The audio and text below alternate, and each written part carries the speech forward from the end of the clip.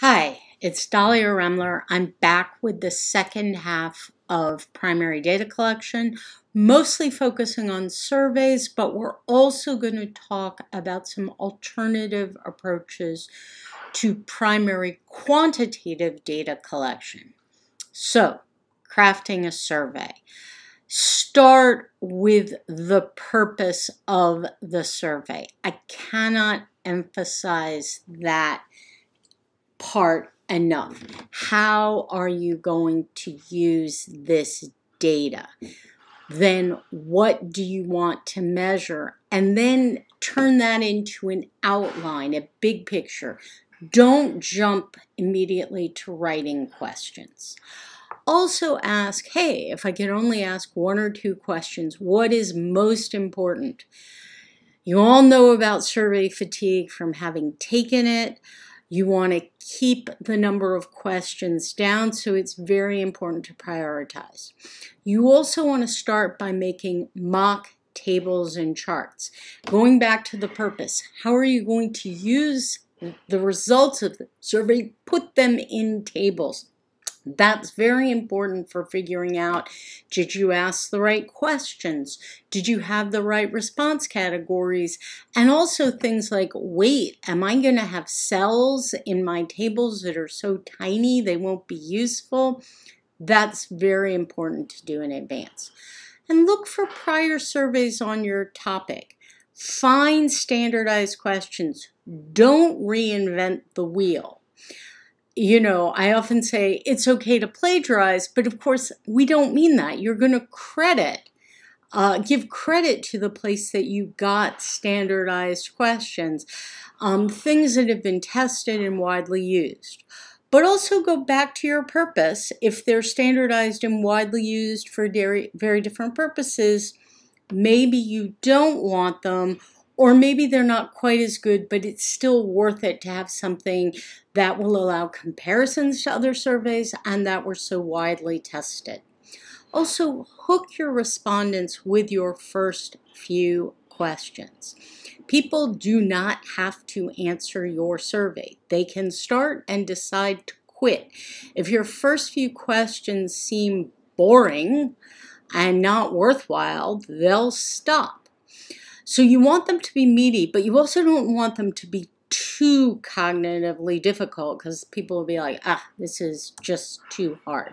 So you really want to think hard about those first few questions. They should be interesting to people. They should make it feel like it's worth their time to answer the survey, but not be too much work.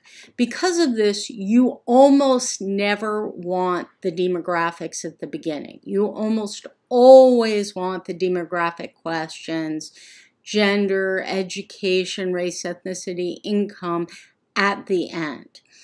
There are some exceptions, however. First of all, you may need that for screening. Maybe you only want to survey women. Well, you have to ask about that at the beginning. Secondly, in some circumstances, it's going to be, you're very worried about people dropping out before the end. You need demographics for weighting. That's another reason you may need to ask them at the beginning, but usually at the end. There are multiple reasons to have them at the very end, and one is that if you ask people about some category they belong to, some box they fit in, that can shape their questions, shape their answers to questions. So that's another reason to put them at the end, and people can be offended. Take a second, pause. I'm going to give you a pause. What question do you think should go at the very end because people might stop answering the survey once you ask this?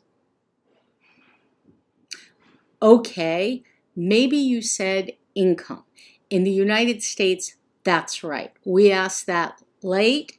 Many people won't answer it, and many people will, at least some people will stop answering a survey when they get a question like that. It's deemed very intrusive. That is culturally sensitive. My textbook co-author, Remler Van Ryzin, has had a lot of experience in Spain and has worked with colleagues in Spain on surveys. That's not the last question you ask there. So maybe take a second, think about Spain's history, and think about what you think might be that question that people find intrusive and don't want to answer in Spain, and they often put last. Okay, it's political party affiliation. Political party affiliation is often deemed intrusive, and you want to ask it last. Again, if you can, there are some kinds of topics, such as a political survey, and you might need to ask that earlier because the order of questions matters a lot. And again, a question you ask earlier can affect a later question. If you want to ask people about attitudes on various political topics, what they feel is important, you might want to get a clean party affiliation before reminding them of issues which might remind them that they're thinking of changing their mind. So when you write a questionnaire for a survey, it will be mostly closed-ended questions. Some people use the term survey meaning mostly closed-ended questions, other people don't. So closed-ended questions means there's a limited set of categories. You have to pick one of these to check. Open-ended ones are asking respondents to answer in their own words, and as we emphasize in qualitative, that's qualitative data, which is great and can be extremely important, but is very time-consuming to offer. So when I'm in class, I often ask people whether they've had experience designing and fielding surveys with open-ended questions. Many have, and I ask what happened, and I usually hear one of two things. Well, hardly anybody answered, I guess because it's so much work. Yes, it is more work to answer an open-ended question. So people sometimes don't. But often people really do want to answer open-ended questions. They feel like, oh, those closed-ended ones are limiting. They're not asking me what is really important. So people really want to answer open-ended questions. By the way, that in and of itself can be a reason to ask them. Also, the qualitative data may show you our closed-ended questions and our response formats weren't the best. So those are all very good reasons to answer. But often people are like, oh my God, it was so much work to deal with it. Like all qualitative data, it's a lot of work to deal with open-ended questions. So think carefully about what you ask. A good open-ended question, if you're trying to limit them, is there anything else you think we should know on this topic? Again, floodgates might open and you might get a lot, but that also can make you see if you missed anything on your closed-ended questions. On the other hand, people can go off on tangents that are not what you know about, and it's a lot of work to figure that out.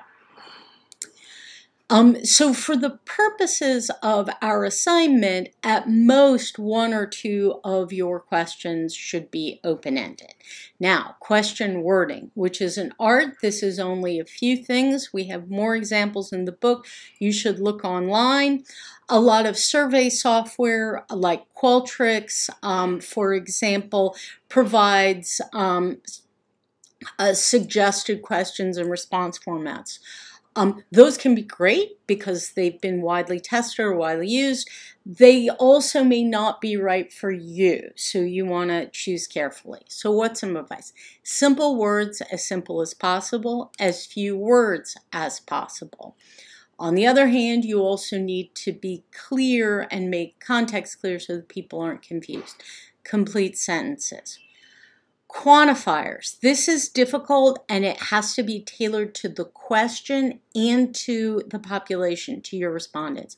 You want vague quantifiers that people might not know, but you also need to avoid specificity that exceeds respondents' capacity to answer. So there are often real trade-offs about that, and we'll discuss that extensively when we go through the in-class exercises about designing survey questions. Use equal positive and negative categories. What do we mean there? So it should be balanced in things like agree and disagree. You want to say, first of all, you want to ask the question, to what extent do you agree or disagree with the following statements? If you just put one, you're pushing them in a direction. And then the response format should be something like strongly agree, disagree, strongly disagree, equal positive and negative. Why? Because if you don't have that, you're going to push people in a certain direction. You'll sort of shove them some way, and you don't want to do that. You want to know what they really think. There are some very rare exceptions to this when people's tendencies are very imbalanced, and if you're going to have balanced response categories, you're either going to have to have a lot more than you need to get some differentiation. So you don't want to have lots of them and have a bunch of them be wasted. An example where you see unequal positive and negative is if I'm asked for a recommendation form for someone to go into a PhD program or law school or whatever. You'll often see, how do I rate this person? Top 1% of all students, top 5%, top 10%, top 25%, top 50%, bottom 50%. Why? They know that anyone writing a recommendation is going to be positive, and they need to sort of get more precision on one end. But almost always, and particularly when you have the more vague quantifiers like agree, disagree, equal positive and negative. You want to distinguish undecided from neutral responses. It's don't know or haven't decided is different from the middle. And by the way, these days, rather than neutral, you don't want to say neutral because people interpret that in a wide variety of ways. You want something like neither agree nor disagree, neither satisfied nor dissatisfied. You also may or may not want a neutral category at all. This is a hotly debated thing, and it really depends on the context. So a lot of people that do opinion polling and satisfaction don't like the neutral. They're like, oh, that's a cop-out, it's really easy, tons of people put it, and it's not useful information that way. They're like, even if they're only slightly satisfied or slightly dissatisfied, we want to know. That can be the right answer. On the other hand, do you really want to force people into an opinion that they don't hold? If they really are right bang in the middle, don't you want to offer that option? So again, there's not a right answer to this. You need to think about your question, your purpose, and your respondents. You want to avoid bias from unequal comparisons. Again, like, oh, really fantastic, not so hot, not equal comparisons. In the attitude part of the question, not just the response formats, again, both sides. Don't push people in a direction. If you can, rotate items to avoid order effects. Now, that's true for some things, but sometimes you want the order effects. So in a lot of political contexts, election polling, they would ask, right now, who do you think you would support in the next election? Donald Trump, Joe Biden,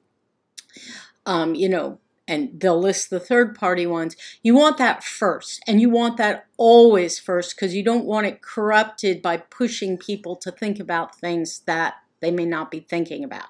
Then you might go into questions about what are most important issues for them. Those you'd randomly rotate. So healthcare, security, the economy, jobs, taxes, those you would rotate to avoid order effects. More advice, on question wording. Develop response categories that are exhaustive and mutually exclusive. Again, that means there's always an answer and there's only one answer. That means that you're not mixing your response category that, is mixing satisfaction with the survey and planning to look elsewhere. Those are not the same things. You need to ask about them separately. There can be some exceptions when you want people to check all that apply. That's not wrong, but be careful about using it. Check all that apply basically turns one question into, say, 6 questions if you have 6 mutually exclusive. Each of them becomes a dummy variable. So make sure that's what you want. Use priming, other cognitive design techniques to improve recall. Don't, off the bang ask someone about, so, what did you eat last week? Help remind people. And of course, some things they just may not be able to. Have time reference, how much do you enjoy school? In general, today, over this past year, have you been bullied? When? Ever in my life? During the last year? So make sure that people know what the time context is. Make sure things are technically accurate. There aren't things that are wrong. And really think about your respondents. I can't tell you, I get these surveys and they ask the questions intended for college and university faculty, and they absolutely assume I'm teaching undergraduates. Well, I'm not teaching undergraduates, so I don't know how to respond. So make sure that things are technically accurate, and that includes technically accurate for your respondents. Again, choose standardized question wording when possible. If people have put a lot of work into something and gotten it to work, that's good. Now, for the purpose of your assignment, I don't want to have too many standardized questions, maybe 2 at most, 2 questions that you got from somewhere else and that you'll say you got from somewhere else. That's because I want you to work on learning how to write questions. But in the real world, that's fine to use pretty much only standardized questions. Avoid these double negatives. When have you not been dissatisfied? What? And again, vague qualifiers. Avoid double-barreled questions that are really asking 2 questions. And if people say, oh, I agree to one and disagree to the other, they don't know what you're really asking. Avoid requiring unnecessary calculations. Ask things in terms that people know. If they know their salary in an annual way or a monthly way, that's how you want to ask it. You don't want to ask them how much they earn per hour if they don't get it that way. But if they are paid by the hour and they're not on standardized salary, you want to ask that way. That may be asking a branching question first to make sure you're asking that question in the right way for them. So now take a moment, think about that survey from the last video in which I asked you about an important topic and a population, and think about trying to write one good survey question. You want this to be something that is substantive, not just a demographic one. So experiences with bullying, we're going to keep talking about that in the practice problems. Do people exercise vigorously? Trust the police? Job satisfaction. Write out a survey question to measure these and include response categories. And remember, think about what you want to measure and the survey question matching that. Stop the video, work on this, and go back and check that your question meets the criteria listed in the previous 2 slides. Okay, so now let's talk a bit about the ethics of survey research. Informed consent, willingness of the respondent should be obtained. That sometimes need to be written, or it's sometimes just tacit. You give them the information they have, and then you say, okay to proceed, you proceed. And that's their tacit consent. Don't push for too high response rate for your research or your practice. Workplace purposes, you may really need a high response rate, but you can't pressure or mislead respondents. And you do have to use discipline and restraint in the survey design to reduce the burden of respondents. I can tell you I've had problems doing that myself. It's really hard as a researcher, but important. You need to protect the privacy and confidentiality of your respondents. Identifying or sensitive information should be asked only if absolutely necessary, and then you need to preserve it. Anonymity and confidentiality are not exactly the same. Anonymity means don't even ask for the identifying information. That way your data doesn't have any identifiers. Confidentiality is getting identifying information but protecting it, making sure that it's available only to the researchers, not to the public, not to some hacker, and so on. Surveying minors often requires parental consent, must be obtained writing in advance. There are exceptions to that when, teens especially can answer without parental consent. But there's in academic research, in medical research, in settings like that, you have to clear additional hurdles with the ethics review. Then there's an issue that you often want to make the survey data available for public use. Survey sponsors said, hey, we did all this work. They want to make it possible to register the data, people signing confidentiality statements. Obviously, that data cannot have personally identifiable information, and you need to ensure that it's not possible for people to analyze the data and put like a whole bunch of variables together to find out who people are also.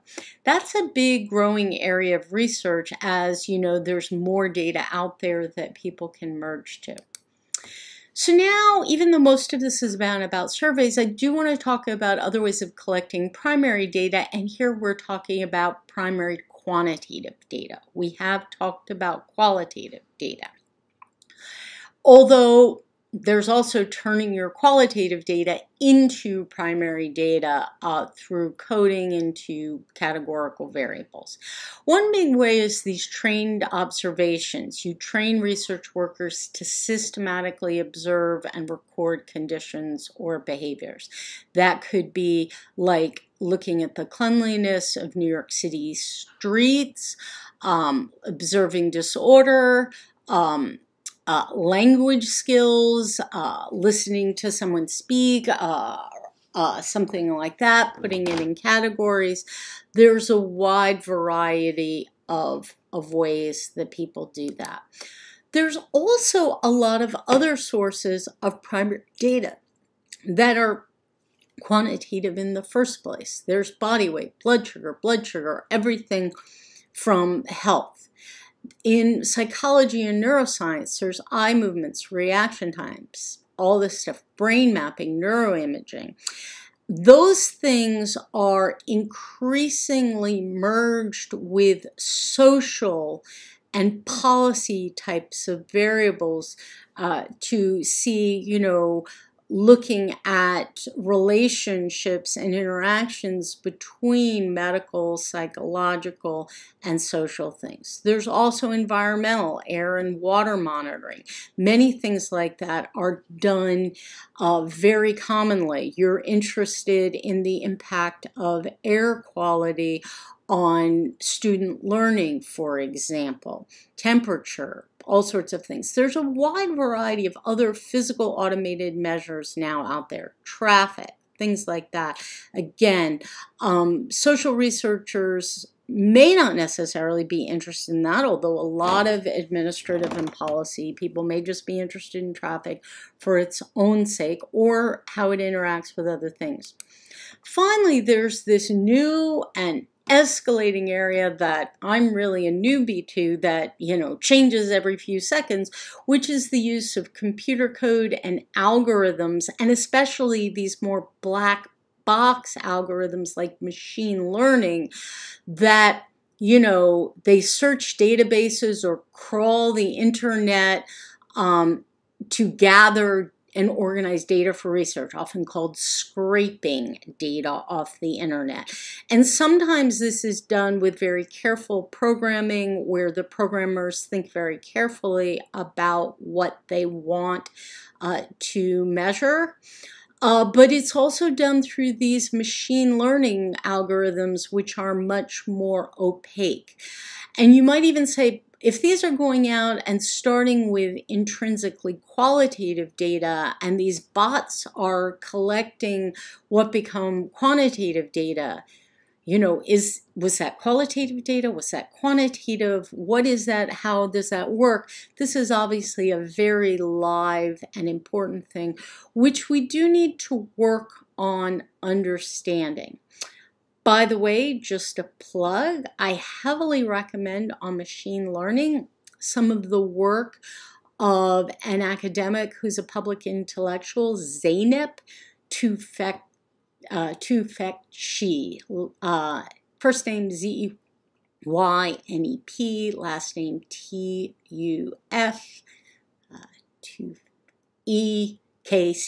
Sorry about that. Very interesting. Okay, so that's it for Chapter 7. Thanks. This is really just the beginning of learning how to, implement survey data collection and only the most general introduction to other things. It's really a craft. Practice helps, seeing what works, seeing what doesn't, and again, remember to test. Give your questions to people.